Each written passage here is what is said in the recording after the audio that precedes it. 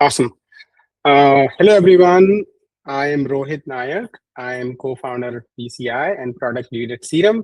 Yes, I'm the one who has been spamming your inboxes for the last 1 or 2 weeks. I promise it's going to stop from now on. But thank you so much for bearing with me, for entertaining my emails, for doing the pre-work. We have 8 participants. We'll talk about that a little more. But welcome to CEERUM Sandbox, and it's a participatory planning exercise that we do like a simulation to make our participatory planning and energy planning muscles stronger. So this is what we'll be doing today. We have done so many of these sandboxes in the past, but this is the first time we are doing it community specific sandbox. And what community could be better than City of Brockton? The City of Brockton is the city of champions. I'm learning, right? So you guys are championing CEERUM Sandbox, community-specific CEERUM Sandbox. And it's 90 minutes, but it's going to be a lot of fun, a lot of engagement. And feel free to stop me anywhere if you have a question, if you're not following anything. But I have Munir, I have Aiden to help me out, and other team members who will be looking at the chat. And you can also put your questions in the chat. So let's start with the agenda. Agenda is quite simple. We are going to first start with some introductions. Who is playing, who's a participant, who's going to be an observer, and who else is on the call. So we'll go through the list quickly, and then we'll dabble a little bit around why do we need participatory planning for planning municipal DERs.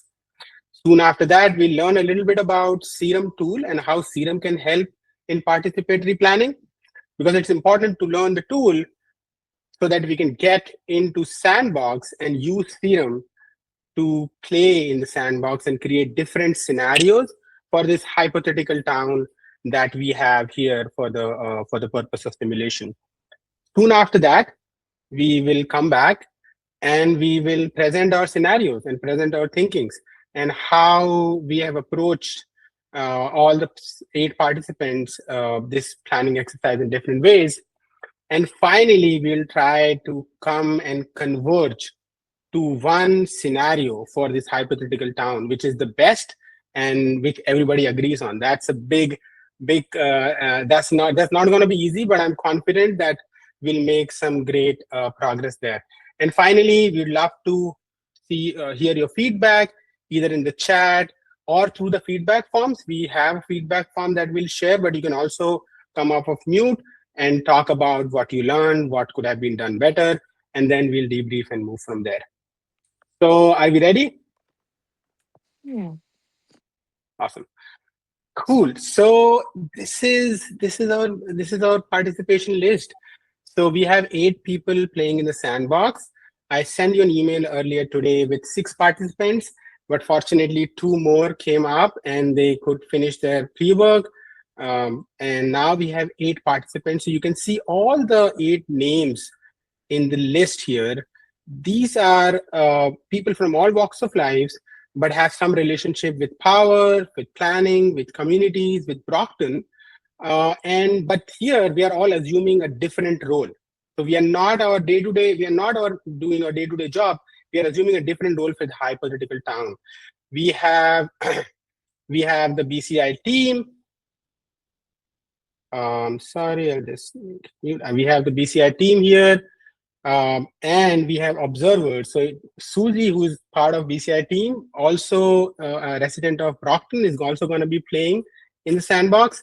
And Candace, who's one of our advisors, and Moira are going to be observers. But they're not playing today, but they'll be observers and they'll share their insights. So I'm going to start by stating the very obvious.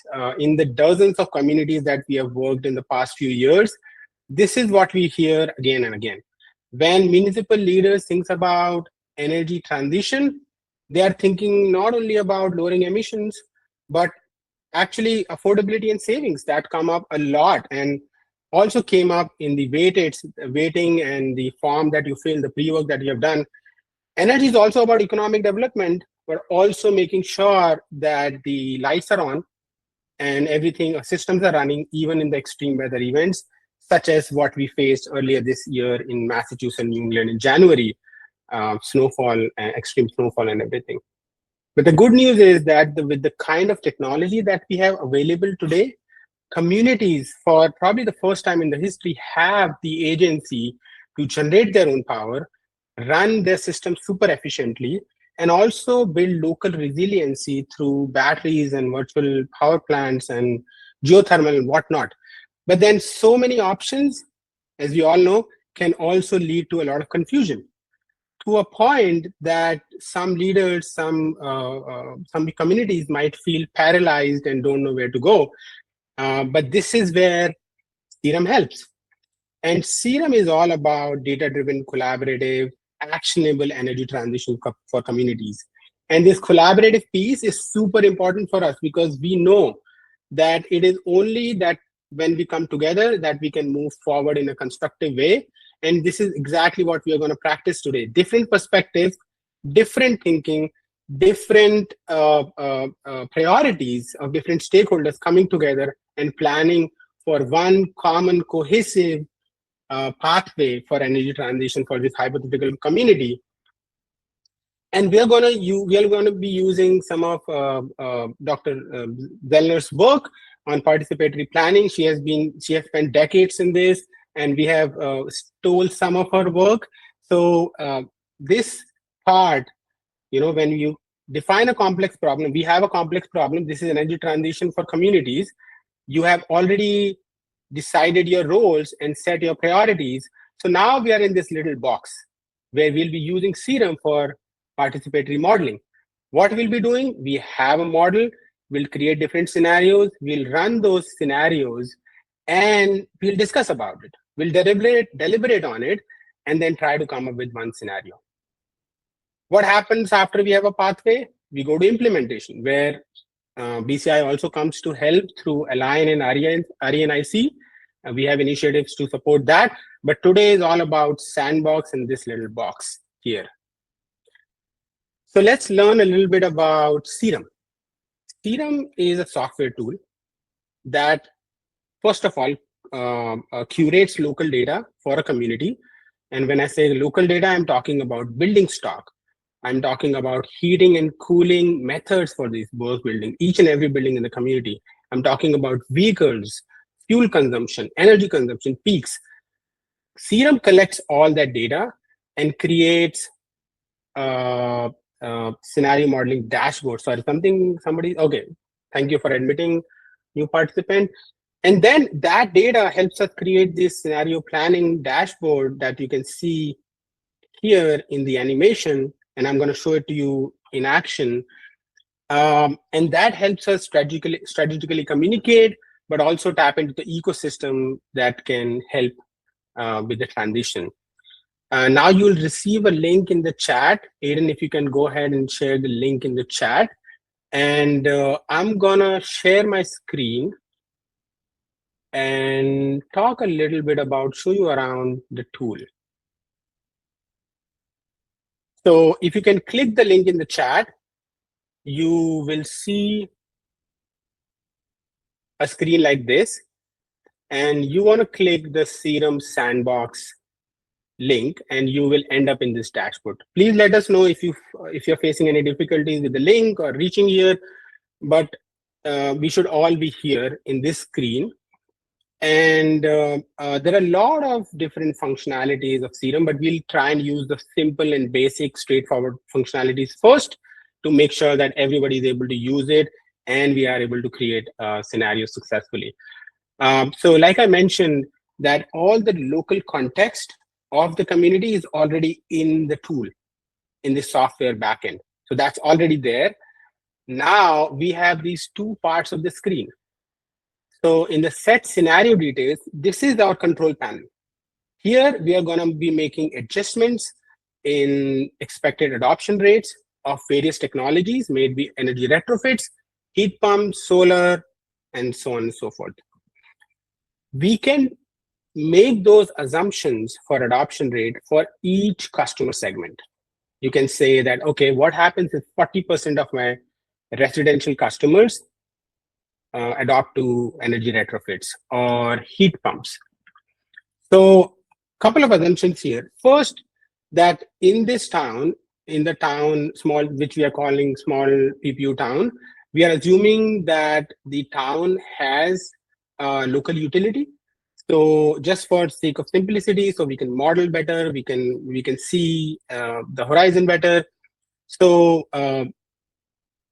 so we have all that data in the backend already. So now here with the technologies, you can play with different technologies, different adoption rate, and that will show you the impact on the local energy and local energy infrastructure and project that into next 5 years. So it's going to talk about, okay, if there are 40% heat pump adoption in residential customers, what does that really mean? That means 3,509 deployments for this town. Similarly, for energy retrofits, you can see deployments in the first section. Then you can see impact on environmental and GHG emissions for the town. So you can see the timeline is 5 years from 26 to 31. Based on your assumptions, based on the sliders that you'll play with on the left side, you will also see impact on total energy consumption, impact on electricity consumption, and electrification percentage within that community. We will also estimate what happened to the peaks of the town, summer peaks and winter peaks, and their respective ranges.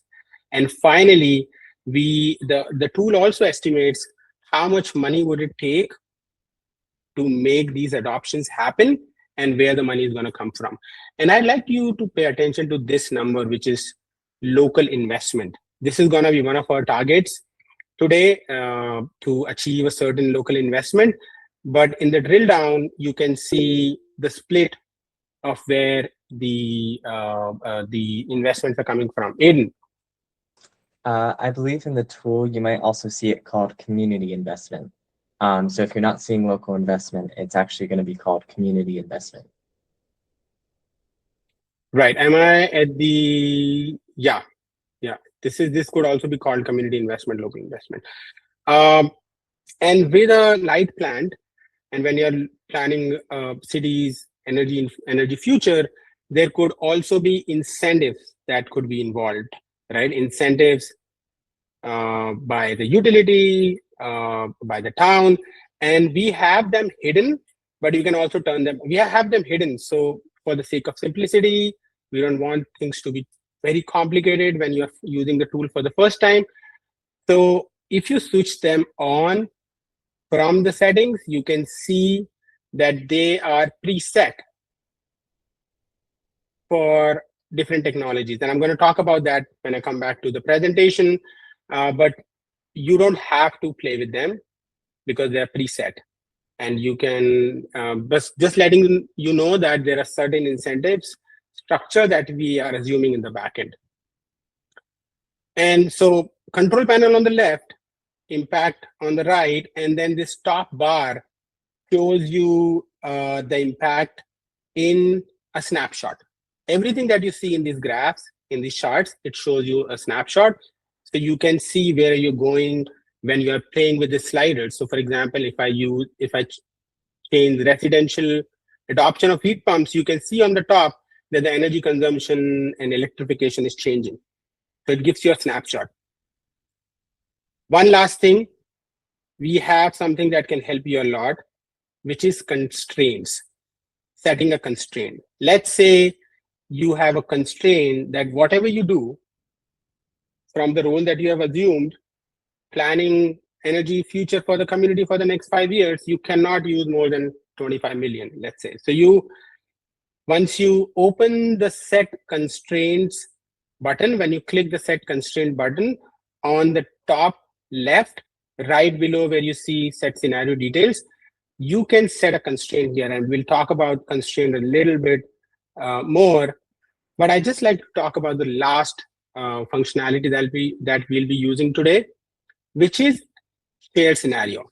As soon as you see that, okay, this is a good mix of technology adoption with the right customer segments for my town, I'm happy with this scenario, you can click this button called Share Scenario on the top right, and it's going to generate a link for you that you can share with your colleagues. But in today's exercise, what we'll do is, as soon as you're done with the exercise, and I'm going to share the exercise and the challenge in a bit, once you're done with it, you come to this button, click this button, and here mention your role, the role that you're assuming this for this exercise, and your name.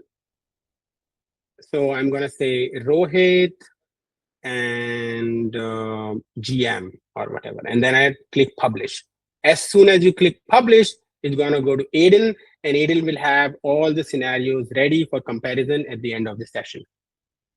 I know it's a lot of information, and during the exercise, you can also raise your hand and ask questions. You might be thinking, oh, I did not get all of the functionalities, but once you start playing it, it'll be easy and you can ask questions. Any burning questions at this point? We'll be available to answer more questions later as well. Yes, Amanda, please go ahead. Is there an assumption built in on matching the population size of Brockton and anything specific to Brockton to the template, or is it's a different size town? It's a small 20,000 population town with about 10,000 meters. Nothing related to Brockton. The only thing that is related to Brockton is the audience, the people who have some relationship with the audience. And Munir, go ahead. So this is a completely hypothetical town, just for us to exercise our participatory modeling or planning muscles and make them stronger before we go on to real data for a real town. Could be Brockton, could be any other town. Munir, go ahead. Yeah, I just want to make sure that everybody on the call, when we're talking about, when Rohit is mentioning peak energy, that is something, and Amanda can certainly elaborate on just how important the peak demand on the electric grid is, and particularly as we're talking about, we look particularly at the summer and the winter, because those are typically when utilities see the biggest demand and sort of the most strain on the grid. So in many ways, the peak drives a lot of the utilities' decision. And that just means when everybody is using their air conditioning at the same time, or their heating at the same time, or their computers at the same time. So I just wanted to make. Thank you, Munir. Yes, that's really important. I'm gonna go back to the presentation, and I think I've been talking for a long time.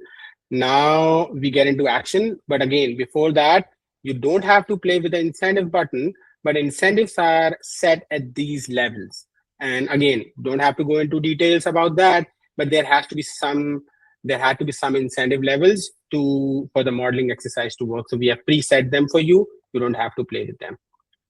Okay, now the real stuff.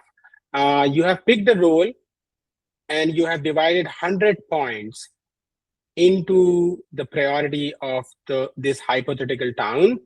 Now we are gonna go into running scenarios and see what pathways emerge from there. Again, this morning I shared some more details about the town, but I think what we can pay more attention to is this 10,150 customers or meters and how they are split out. And there are other details about the town, and you already have them in your emails.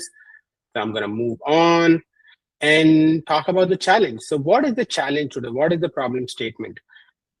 All of you have assumed a role, and you have divided 100 points into 5 different imperatives, 5 different areas, 5 different priorities. What are these? Economic development, community resilience, affordability and savings, carbon footprint reduction, and cultural and historic preservation.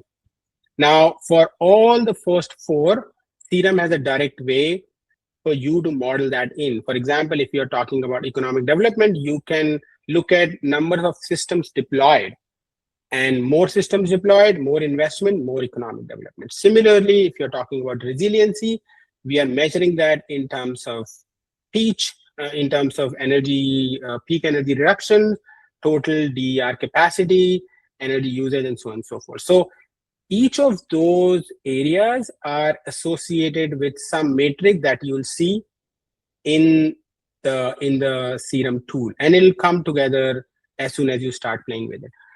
So you have a town and you have an energy model of the town. Now you're based on the priorities that you have set and the role that you have assumed. Now your challenge is to create the best possible scenario given the priorities that you have set for this town for the next 5 years. So what you're going to do is play with the sliders, but make sure that your total investment, community investment, does not go beyond $25 million. So that's the constraint that you have. And it's also important to note that Massachusetts has a GHG reduction goal of 10% by 2031. So if you reach that goal as well, it'll be great. So just quickly going back to the dashboard, so I set the constraint for $25 million, and you can see that $25 million constraint is showing up here. And the GHG emissions are going to show up here. So, and you can see that with 140 million investment, I've already surpassed that 25 million constraint that I set.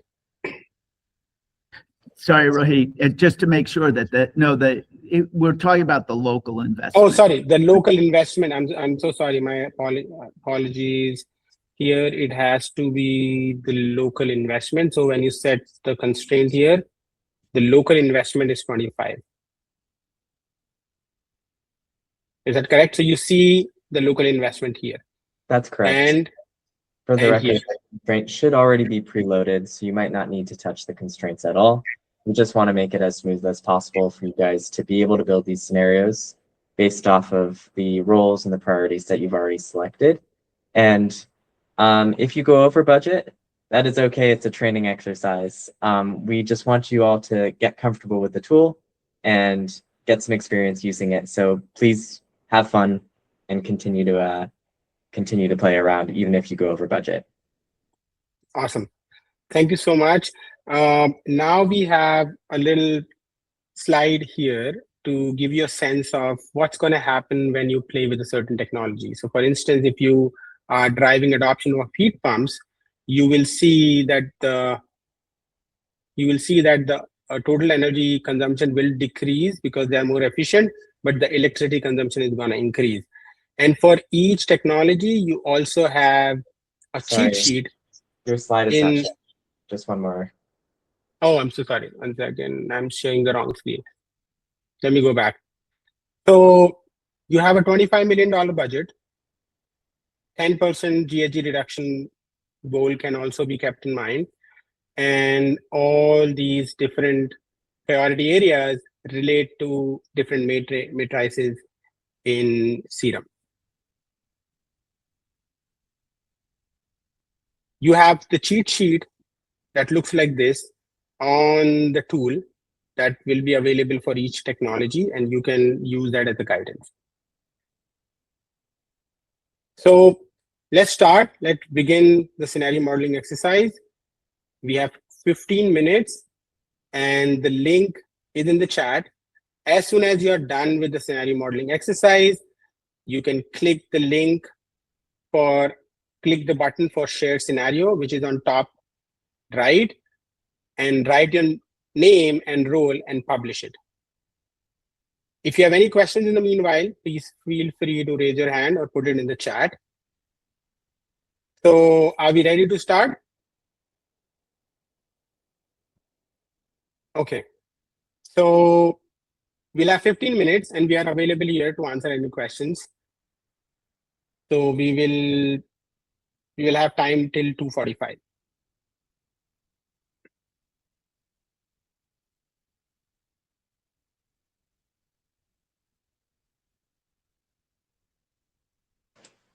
Also, it might be nice to mention what we're going to do right after this, which is once you've finished and published your scenarios, we'll compile them on our end.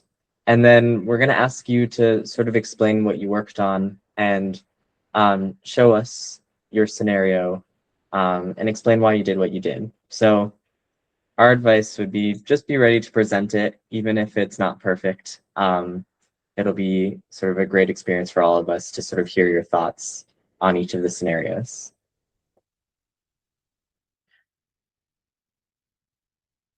I have a question for some of the Brockton residents. Is there a theme song that we can be playing that's appropriate for the City of Champions?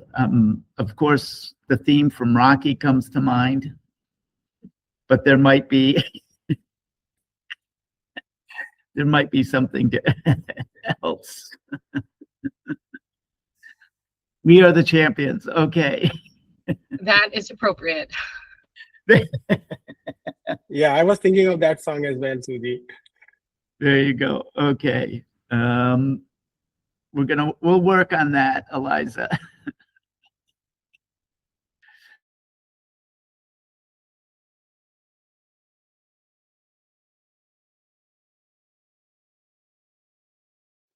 Yeah, Suji made an important point that if you're on your mobile devices, then you have to change them from landscape to portrait, that you have to turn them horizontal to be able to use the tool.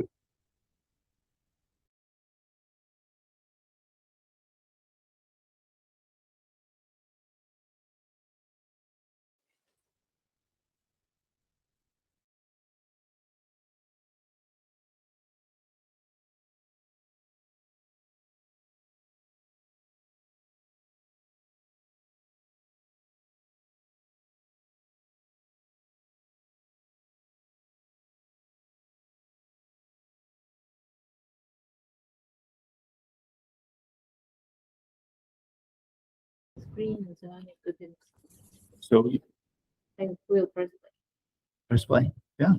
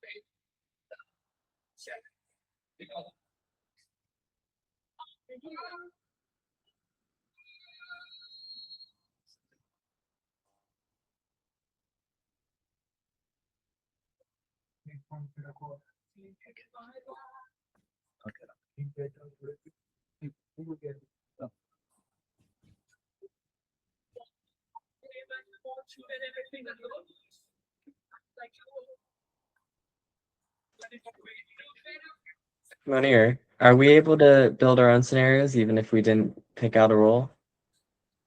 Yeah. Yeah? All right, sweet. We'll probably only present the ones from the members who did the pre-work, but if anyone else would like to build a role, please feel free to. I'm gonna. Yeah, feel free to follow along. Feel free to create a scenario.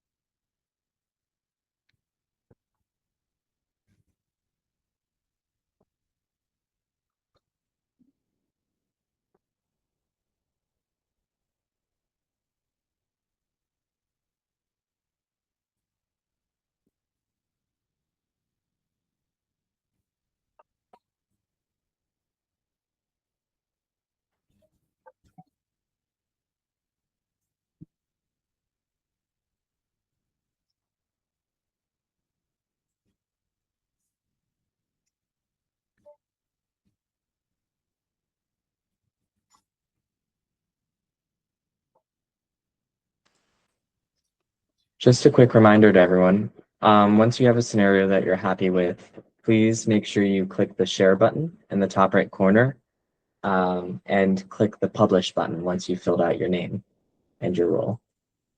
We can also put that screen back up. Yeah, perfect. Thank you, Ryan.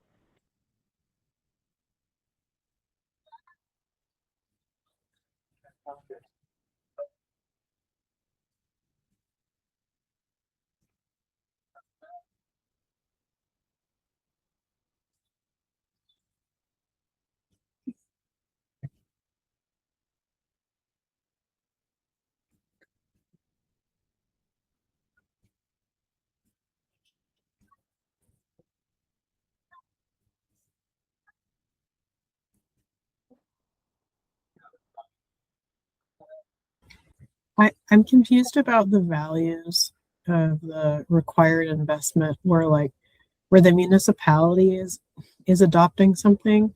I see the community investment not necessarily going up, but the total investment is going up. So the investment is, let me share the screen. So it depends on what you select, Amanda, what you're selecting. So we have the, tied to, we've preset these incentives.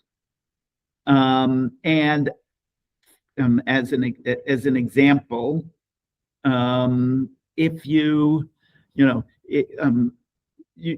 there's more incentives for heat pumps and demand response, let's say, in solar. So we assume more incentives for some of those things than for others.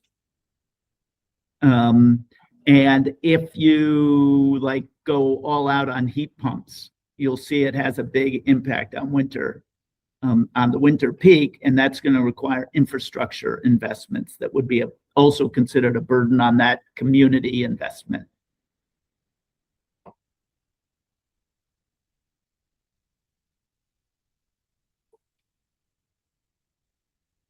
I hope that answers your question, Amanda. I think so. Thank you. A question on there. Does the burden on the total community investment, that's what it's weighted against, is the actual burden that it will have on this town? That's not generally it's factored in. Yeah, so it is a so what we've done is we've blended the electric utility and the municipal government all into one budget. Okay. So that's what that's referring to. What would the utility plus the municipal government be investing in, again, in this particular case? I got you. Okay. Thank you. Appreciate that.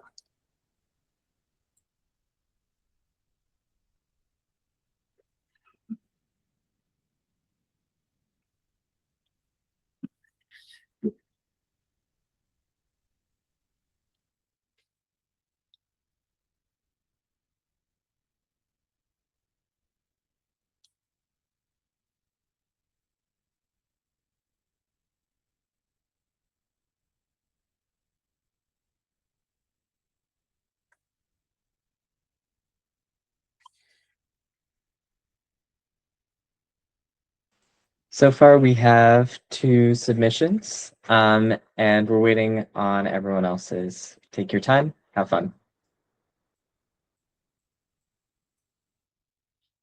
We have 6 more minutes to go. We are looking till 2:45, but take your time.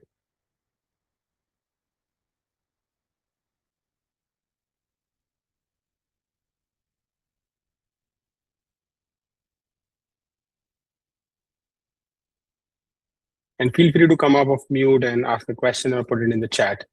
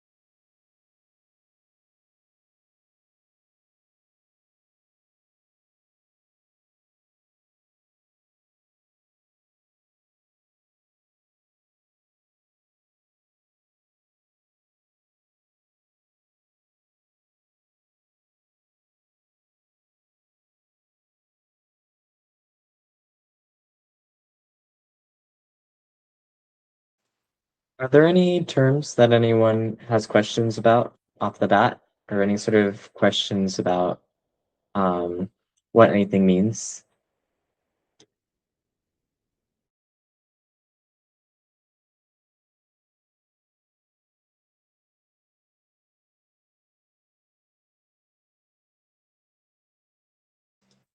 Sounds good.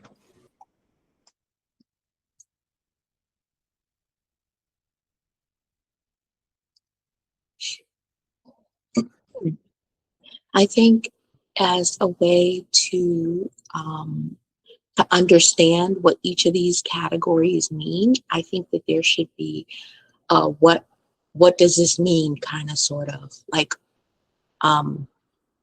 so as I'm sliding the bars, there's like my first one, just say I picked efficiency retrofit, right? And there are different categories, residential, small commercial. So what does it mean if I choose this? On the higher end, maybe, you know, like a little legend that says, if you choose this, this is what you're really selecting. I'm just doing this as an activity to see, but it would be helpful to know kind of sort of what the gauge means when I pull it this way or that way. Right. That's a great point.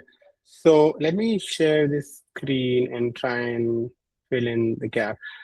So for each technologies, you will see a little cheat sheet on top, and it talks about what's going to happen if you drive adoption. So this slider is driving adoption, and it essentially says that, okay, 40% of the remaining town does energy retrofits within their, we are talking about meters within their houses and homes and small commercial outfits, large commercial or municipal assets.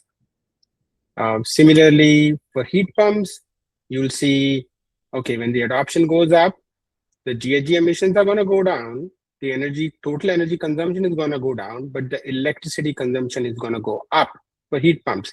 While the winter and summer peaks, not as much summer, but the winter peaks definitely will shoot up as the result of adoption of heat pumps in any customer category or any rate class. Hope that's a little helpful. Yeah, but even the term GHG emissions, right? Like when I hover over heat pump installation, there's like a glossary that tells me kind of sort of what I'm looking at, but I'm pretty new to this, so I don't know a lot of the terms and I don't know what those things mean. But if I hover over that and I get a little like an info box, maybe that will be more helpful for me. I don't know if anybody else feels the same way. That's great feedback. Thank you for the feedback. Yeah, absolutely. Our goal is we're continually making improvements to CEERUM as we go through these sandboxes, and all the feedback that we receive is extremely helpful. So thank you. And maybe add pictures. Sorry. I have a question, but after once you finish, please go ahead. Okay. Yeah, so Alia, just to answer your question quickly, how to share scenarios.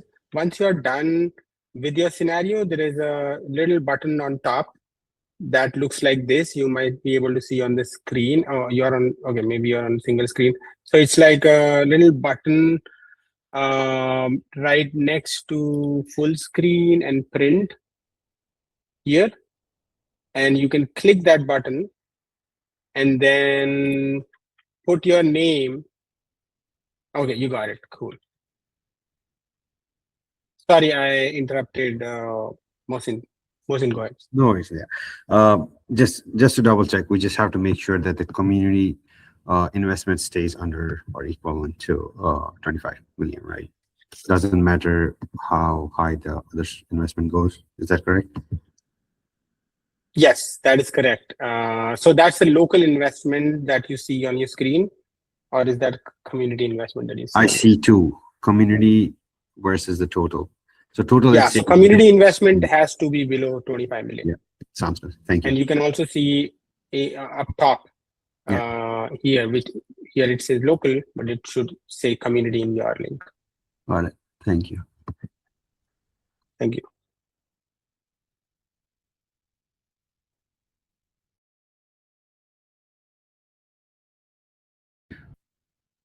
Well, one thing to comment on is that you'll notice that we look at the internal rate of return, IRR, for both. When it says local, that means sort of what is the local benefits? What does that return bring back to the community? And when it refers to the return for the owner, that would mean, you know, if it's the resident or the business or the commercial property or the institution, what does their return on their investment look like? And so just so folks understand, we're trying to look at what is the community, the municipality plus utility investment and return on investment, and then what is that, you know, we're also trying to assess what is it to the end user.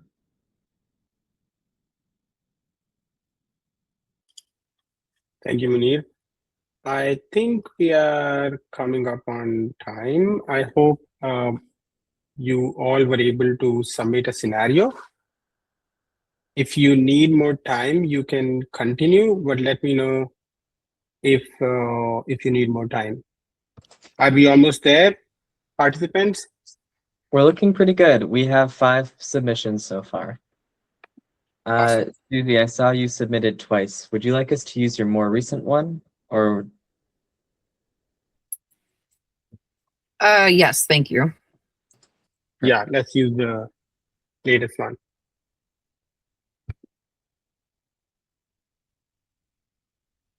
Awesome. I'm going to give it 1 more minute, and we want to make sure that we have enough time for discussion and, you know, trying to come down to one scenario.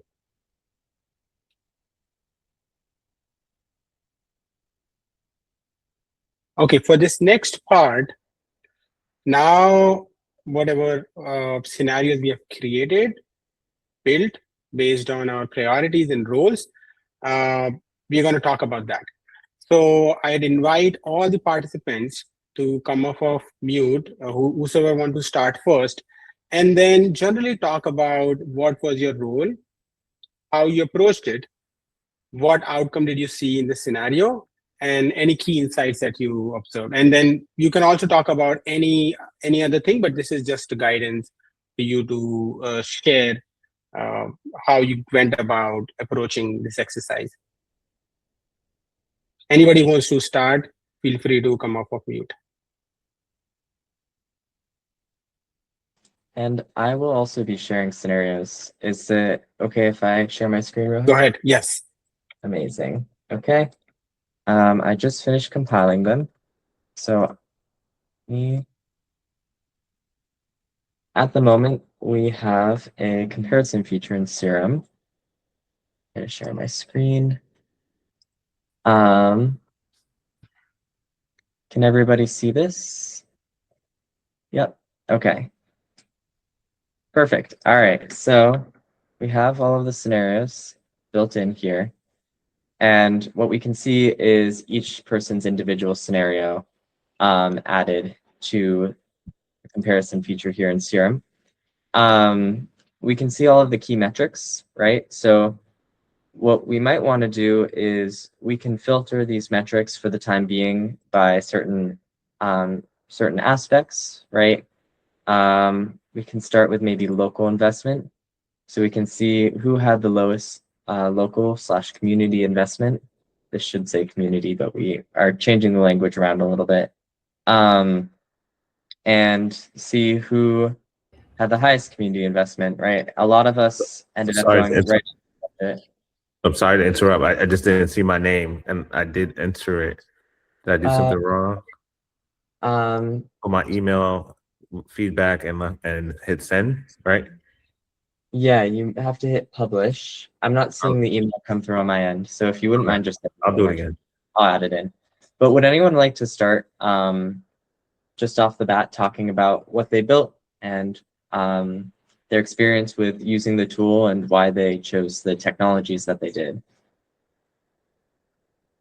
If not, I'll go down the list, which I'm also happy to do.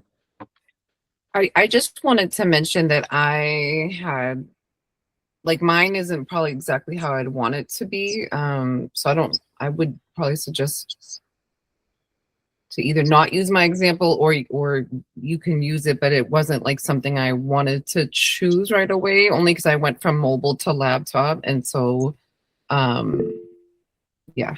And yeah, just to be transparent, between my eyesight and my mobile, I was like, let me try a laptop. So yeah, makes sense. I think Boaz is ready. Go ahead. Perfect. Yes, I mean, I tried to.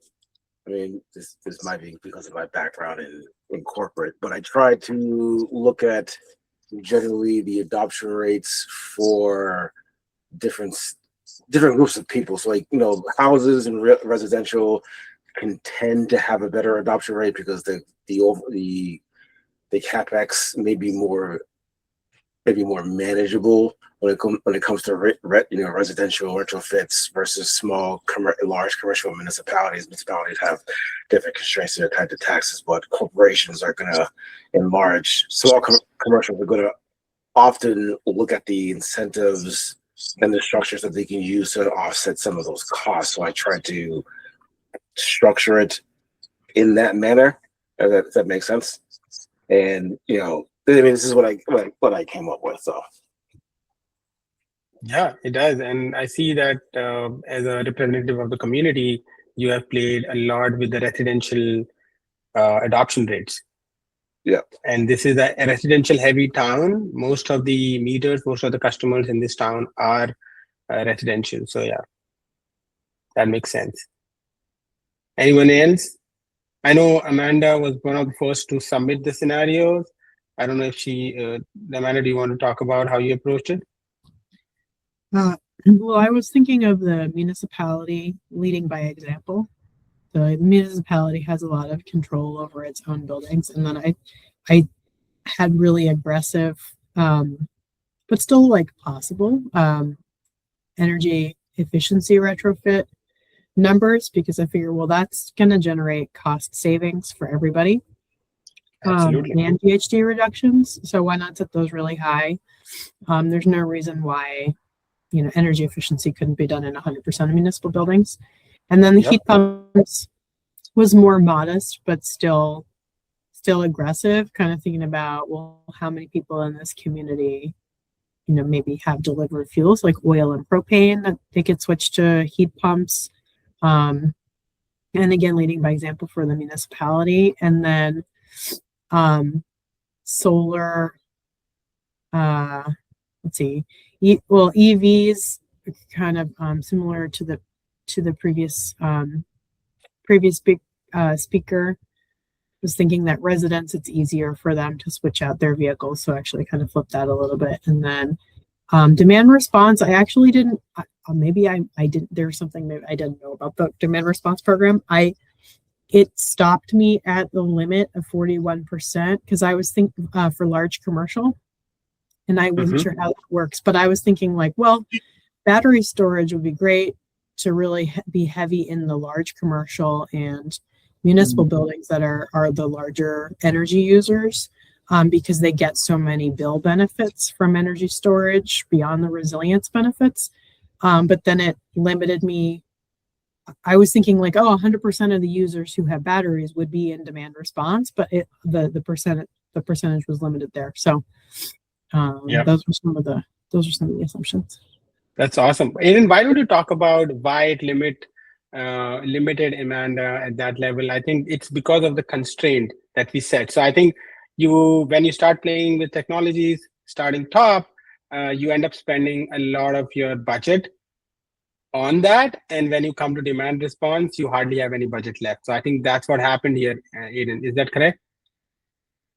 Yeah, that's absolutely correct. There might be ways to offset this, right? If we sacrifice some of maybe the heat pumps from installation there, we'll see that lowers the local budget here and might allow for slightly more adoption of battery storage down at the bottom, right? So there is some sort of push and pull here when it comes to making sure that you don't go over the budget constraint. But all in all, it's a great scenario. You did a great job sort of utilizing all of the technologies. And absolutely very impressive how much you were able to lower the grid stress as well using demand response and batteries, despite sort of heavy other technology adoption as well. So yeah, demand response and heat pumps can balance out each other. So great job there. Alia, you want to share something? I hope we can hear you. Yeah, can you hear me? I think I can be the next one to present. Can you hear Go me? ahead. Go ahead. She's in a flight right now. She's in mid-air Okay. participating in this exercise. Go ahead, Alia. So sorry for this.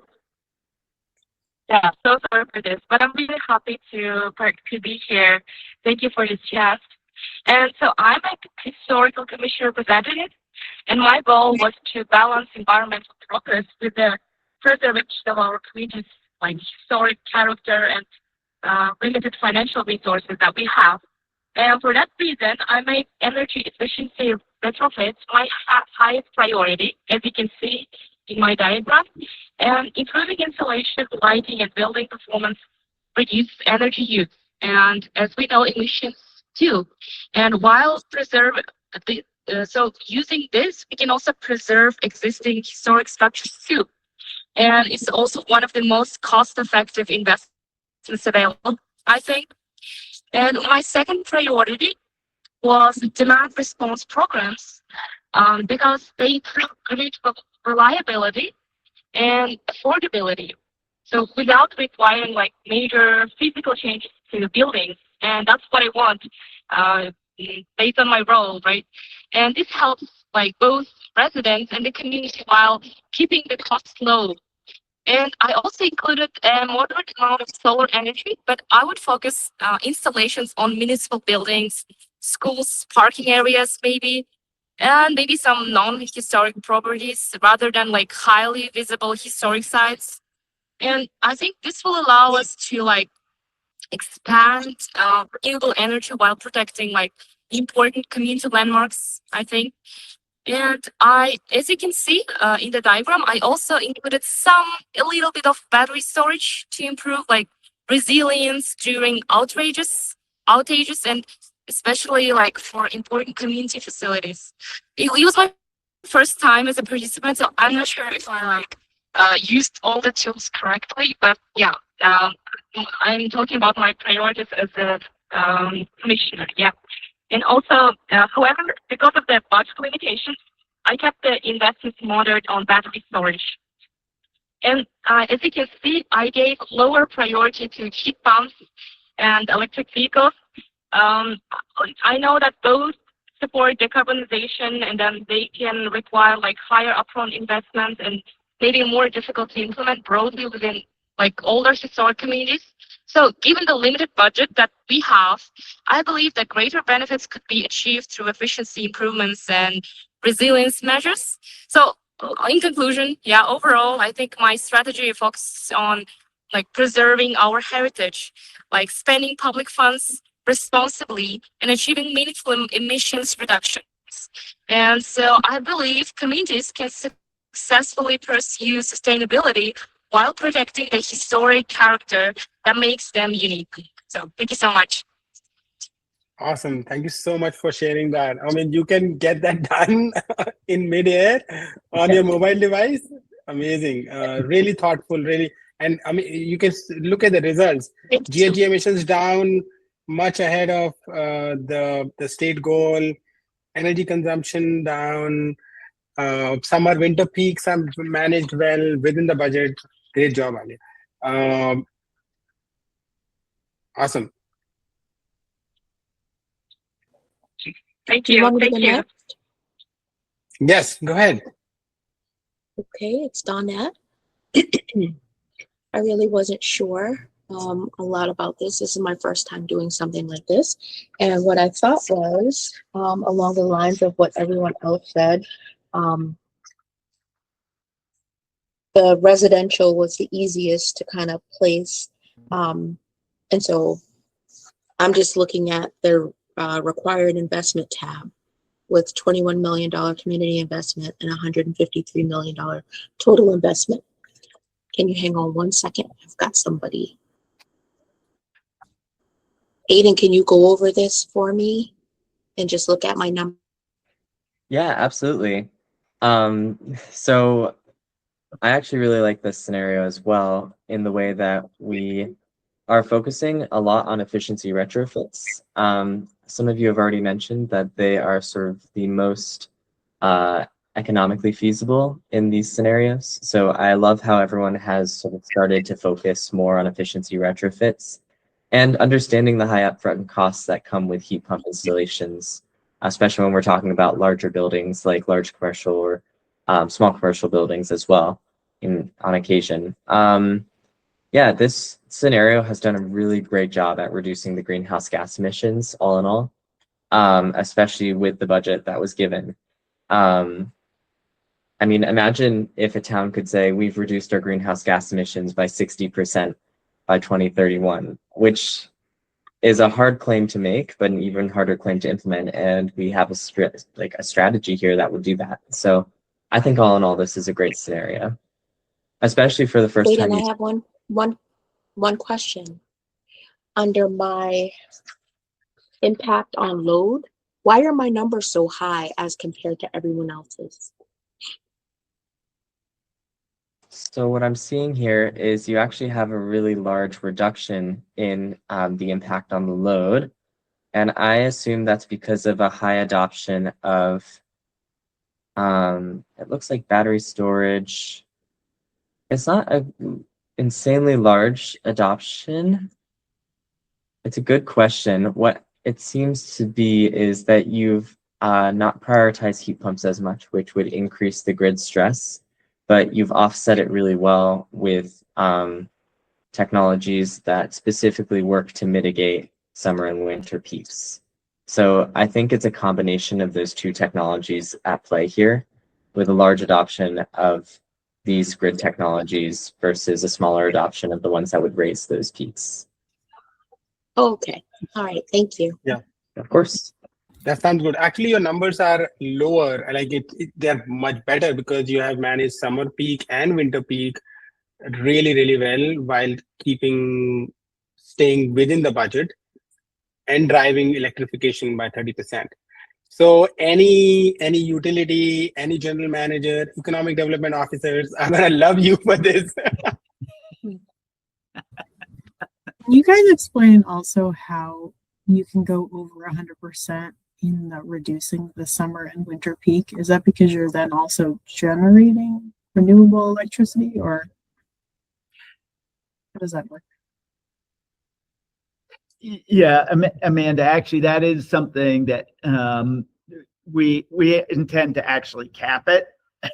So in this case, the formulas allow you to do that, but that is something that we should cap, so that it only go, you can only go down to 100%, basically. So, but what Danette did actually is, I just have to echo what Aiden said about really complimenting the way that you use both demand response and battery energy storage to a high degree, which is what would do that. What we found in other sandboxes is, for many cases, people were reluctant to use demand response, interestingly enough. You would find this interesting, I think, too, Amanda, in the different sandboxes. And a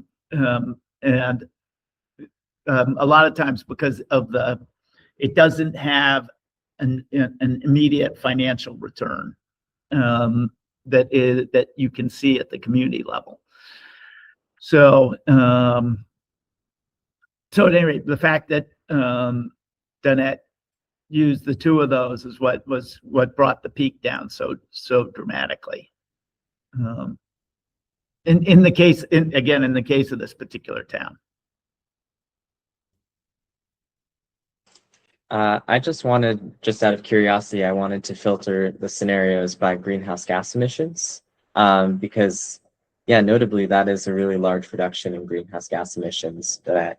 And it looks like everybody did a great job of meeting at least the Massachusetts goal of over 10% greenhouse gas emission reduction by 2031, given the scenario constraints. So nice work, everyone. Are we missing anyone? Has anyone not gone yet? I wanted to check with Alex because I did see that his feedback came through, which is actually on the left side of the scenario of the tool. What you got to be doing, Alex, is actually, oh, your scenario came through as well? Yeah. Okay, awesome. Okay, cool. Let's talk about it. Let's talk about this one. Yeah, perfect. Sorry about that, Alex. Thank you. No problem. So I'll say one thing. I think demand response should be higher, because by the time I got there, it was like, all right, I don't have enough. I have to go back and readjust everything, because obviously when I read the about it, I'm like, this makes sense to turn off and on. Like, but again, I didn't have any more money. Great lesson there. Yeah, exactly. Maybe read through it before I spend my money. That's what I should have done. But I thought about this. I put residents first, then small business, and I went back and forth with it says commercial business or big business, large commercial. Yeah. So that's how I was thinking about it. Is all right, obviously we need residents. It's going to be a lot more residents than commercial, than small or large commercial. And then we need to definitely take care of small commercial. And then when I thought about solar, I'm like, all right, well, if I had to put a solar grid somewhere, it would be on large commercial, bigger roof. But yeah, that's kind of what I was thinking through the whole presentation. So yeah, you have some big goal here for solar installation, especially municipal. And to Amanda's point, setting an example, showing what can be done from municipal side. I love it. And I'm thinking, I'll pray that they're responsible and lower our taxes. So in my mind. You're like, I'm helping you save money, lower my taxes now. Yeah, I'm all right. Well, it's our building, we pay for it. Now we're taking care of the electric, so we could use these huge roofs and give it back to community. That was just my mindset. I think that's how it should be ran. And with the electric cars, I think they should be using it 100%. So yeah. Yeah, that's not unheard of. Yeah. Sorry, Aiden, go ahead. Oh, I'm gonna hand the sharing back to you, Rohit, so that you can continue the presentation. These are all great. Yeah, all great scenarios. Every time we do this, the participants surprise us, doing something that we haven't done before. And Alex, you are right, and I think to Amanda's point as well, that municipalities have to set examples, and going all electric is not a big ask. And there are examples there where we have seen that, so it can definitely be done. Let me start sharing, Aiden, if you don't mind. Well, have we heard? I don't know that we heard from Mohsen. I don't think Eliza did. Eliza submit? Eliza? Yeah, we would like to hear from everyone. I did not. I'm following along. I did not submit one in the simulation, though. Okay. I can quickly go on. Go ahead, Mohsen. Sorry for sorry, my camera has some technical issues. Yeah, so just a quick little mindset behind it, because I have been working with residents. We are solar installers, actually now full stack clean energy installers. So we know what's happening with grid real time, because we have these scenarios where streets like Walnut Street, just to name a few, which has cap from national grid, because stressing the grid, right? We cannot adopt more clean energy installations in those areas, right? And we can look it up on hosting capacity. So I think my approach here was to kind of have these less electrification triggers while adopting clean energy. So focus was on battery energy storage system, because we live in a state which has the most, which has one of the oldest grids, right?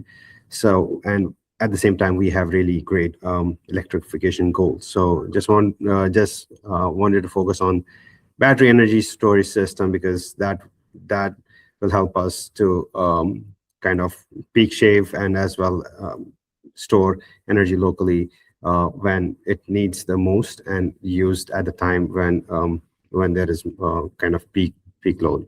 And then solar installation was my second priority, because I think we are an energy deficit state.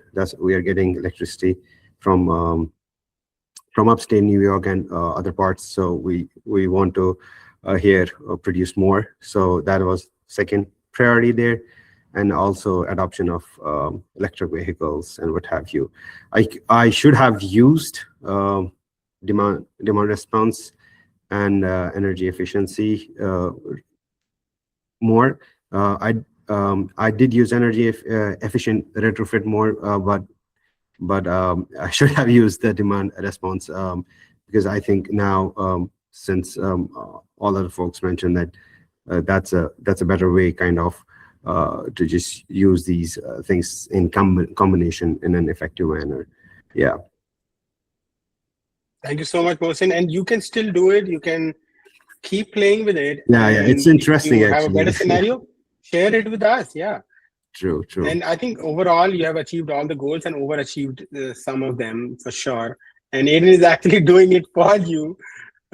He's playing with the demand response, and sure enough, he's getting a notification that you don't have any money Very left. helpful.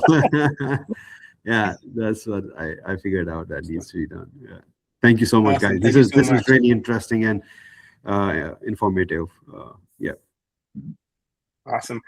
Are we missing anybody else? I know Maria also joined the call a little later. I don't know if she got a chance to work on a scenario. I want to make sure that we are not missing anybody or any perspective at this point. Hi, everybody. No, I mean, I did play. I arrived late, so I didn't know the rules of the game. So I did try to play around, but I didn't share it because I didn't know what was going on. Either ways, the tool was fun. Please feel free to share it. I do appreciate, I think I was somebody had made the recommendation, maybe it was Dawnette who made the recommendation of a little bit more detail in the, just a little bit more of an explanation of each of the, I guess, sort of labels or the keys. For example, I run a healthcare facility that is a mid-sized business. I'd say it's one of the bigger businesses in the city. And so in the area where it said solar project or something, I was like, okay, well, what if we instituted like a solar project for about 30% of our infrastructure, like one of our buildings? Is that what that means? Like, do I move the little bracket to 30%? Or is that intended to be all businesses in the city have 30% of their infrastructure covered in solar panels?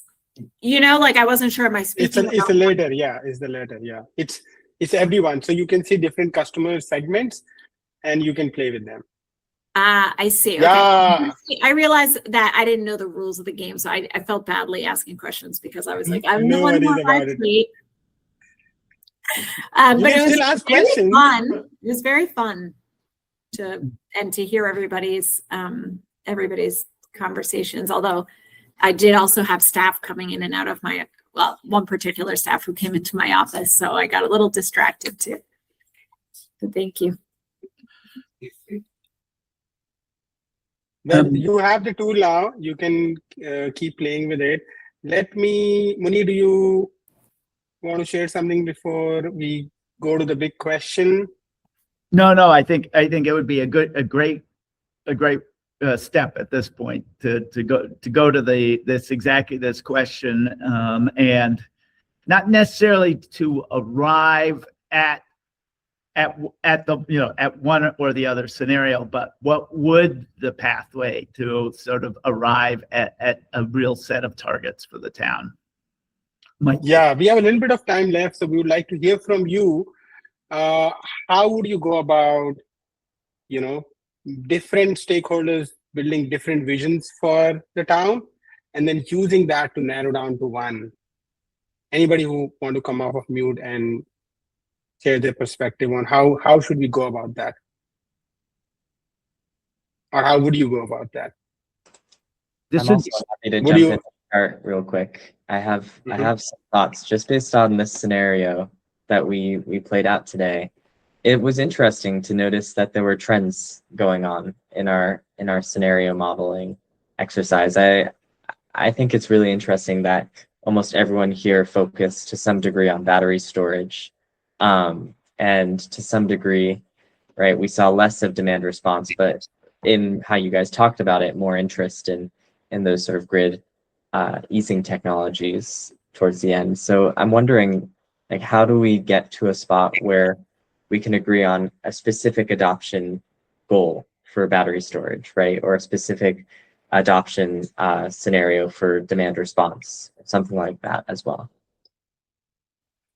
Yeah, absolutely. That's one way to go about it. Look at the commonalities and start from there.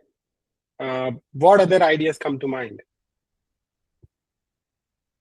Do we vote on them, on the scenarios, or do we, like, what do you guys think was the best way to create the pathway for the community?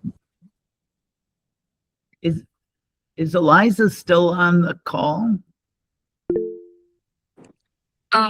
I can share my thoughts on this question, actually. Can you hear me? Yeah? Yeah, Okay, you thank can so much. definitely go ahead. I also saw, and maybe Amanda can go after. I saw Amanda, you go off of mute for a second. Yeah, Alia, go ahead. Okay, so like shortly, I narrowed down the pathway like by asking like 3 questions. First of all, of course, the first question is, does it fit the budget? Because we had a limited budget. And so when I was like putting the priority, I would look at our budget and how it affects the budget a lot, because this is the main thing, main resource that we need to look at. And my priority was to make it like efficiently by not overusing of money that we had. And then the second question I had in my mind was like, does it like reduce emissions overall? Because sustainability is really important when we are turning to clean energy technologies. And the third question I had was like, does it preserve the town's historic character? Because I'm a historical commissioner, so that was my priority. And so efficiency upgrades, like demand response, and like all the solar performance, like I think that efficiency upgrades, demand response, and solar were my top 3 in those. So I think those questions were my like the foundation of my scenario. Thank you. Thank you. Any other responses on how we can? Yeah, go ahead. Just to re-emphasize again, like Donette, oh my God, 60% GHG reduction. I mean, let's just start with that one as a base scenario, and because we're maximizing, sticking within the budget, maximizing GHG reduction, but like ultimately, is it politically feasible? And I mean politically, like just are the stakeholder, like you have to talk to the people who would have to be doing this adopting, or their representatives, and do a lot of engagement to make sure, like, hey, what do folks think about this? Is this something that you'd be interested in? Or like I talked to a community yesterday where the energy manager said, well, I know that we should demolish our city hall and build a new one because we don't have the money to replace the roof. And if we did and then added, so like basically he knows that it would be better to replace their city hall, but he said, but my mayor, even if she wasn't running again, would not want to be the mayor who is known as the one who sold city hall. And so to the point about like historic preservation. So there's going to be somewhere like you have a scenario like, yeah, we want to electrify 100% of municipal buildings or whatever the thing is, but is it really feasible? I think there would need to be some more engagement with people in the public to drill down, and the people who kind of operate the different buildings that we're talking about to drill down on it. And is the capacity there too, on the grid, and what it would take before we would adopt anything as a group. And is it equitable? Yeah. No, that's Amanda. Those are exactly in a lot of ways. That's the idea of the tool when we design it. You know, if we're thinking about Brockton, we load in the actual information for Brockton. In fact, we tap National Grid for sort of the hosting capacity and look at grid capacity. But exactly with that in mind, that you would have this overarching view that would come out of CEERUM and these participatory planning workshops.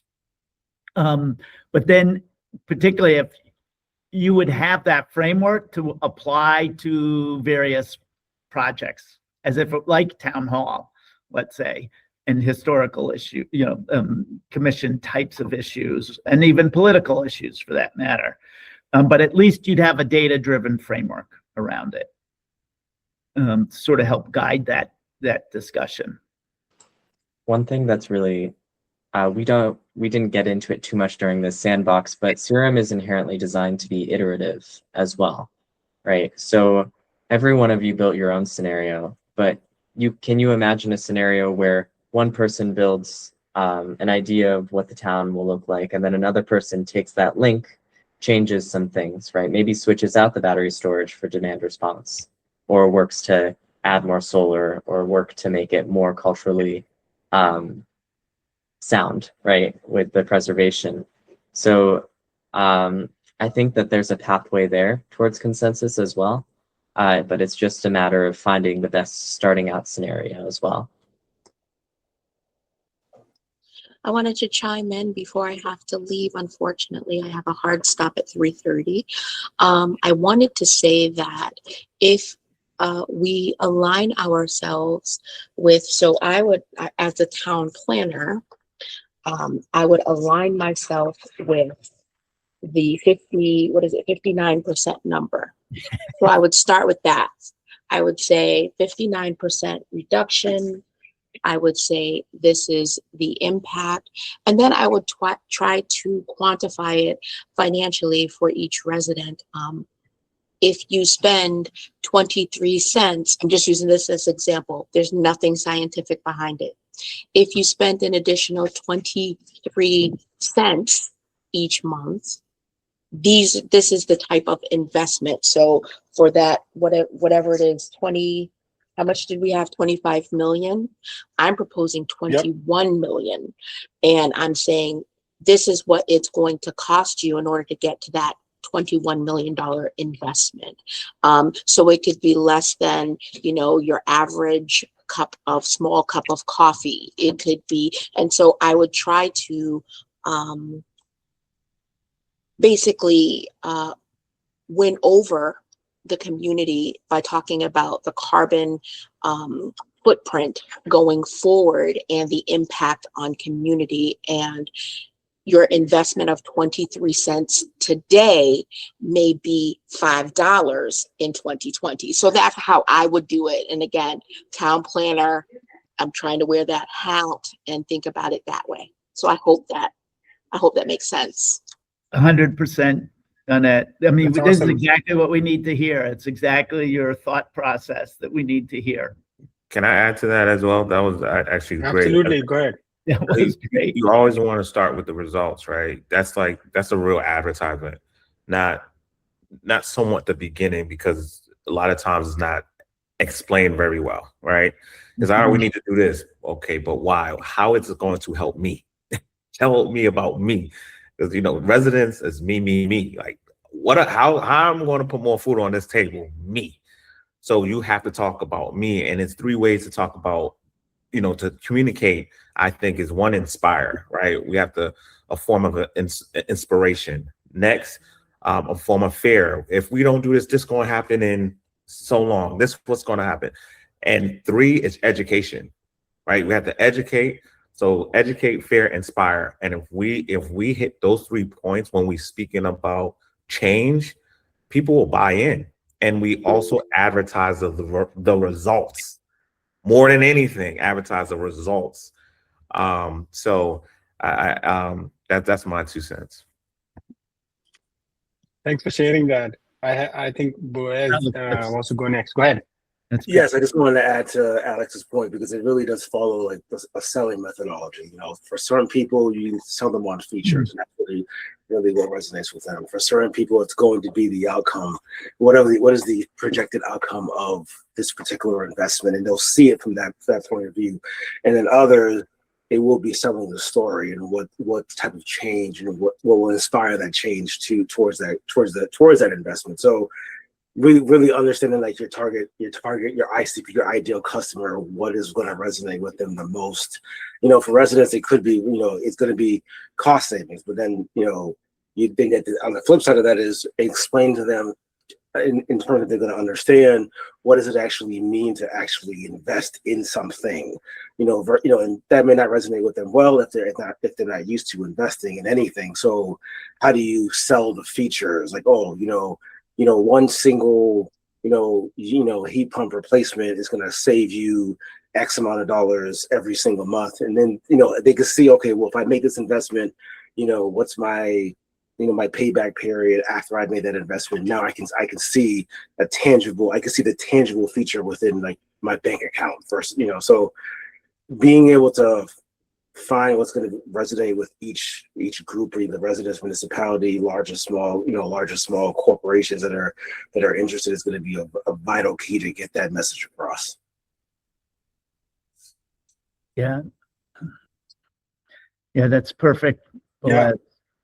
And I love the fact, in a way, Donette tapped into something in that, so her scenario sort of clearly stood out with everybody. And that actually, I think, what she was sort of suggesting is that could be something that you can lead with as you go into sort of the next iteration. And in a way, I think what Boaz and Alex are saying is find the one that's the most sellable is what it comes down to. I love that. Yeah. Yeah, that's absolutely amazing. Thank you so much for participating. In the interest of time, I want to make sure that we relieve everybody at the right time. So many new perspectives. This is always a learning experience for us, the BCI team, for sure. I hope it was a learning experience for you. You learned something new. You practiced some of your muscles, intellectual muscles and collaborative muscles. And I hope you had some fun on the way. There is a feedback form. Please take a couple of minutes to give us feedback, because that's super important. We will also be sharing that. And we will also share a report on this exercise soon with everyone, so you can get deeper on the insights and see how different scenarios are playing out, how we did as a group. So that, please look forward to that, and we will follow up with more additional information. Munir, any final thoughts before we close? No, you did a terrific job, Rohit and Aiden and everybody. Thank you. Thank you, everyone. Thank you. Have a great rest of the week. Good night. Bye. Yes, guys.